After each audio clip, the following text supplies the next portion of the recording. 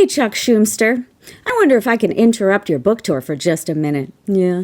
You wrote a book about anti-Semitism. You felt you had to speak out. You had convictions, huh, Chuck? Yeah, well, that's certainly a worthy cause. It is. And boy, aren't there a lot of worthy causes these days. I'm particularly worried about trans people. And, of course, those women dying from incomplete miscarriages could use some championing, too. I'm not sure if you noticed, Chuck, but racism is pretty much sanctioned by our government right now. Pretty soon we're going to have a lot more kids starving, a lot more senior citizens and veterans are going to be homeless. All kinds of industries are going to leave people destitute. So there's a lot of people who will need help. But yeah, it all comes from the same bad instincts, so definitely worth writing about any mistreatment of people.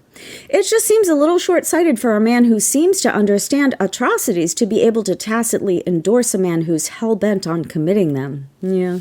See, handing Orangina the CR was a tell, whether you meant it to be one or not. And I think you have to wake up, Chuck. Get off the page and look around.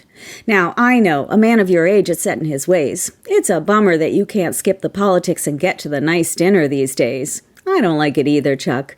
But dude, you're gonna have to venture out beyond the elder view. Because these are sickos, and they could give a fuck about your fist-shaking and angry pen. These are cheaters, assaulters, predators, scum. They never intended to follow your rules, our rules.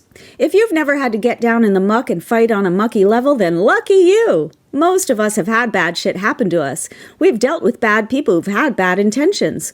We don't have the patience for wussy Chuck, especially when we see leaders who are crushing it compared to you.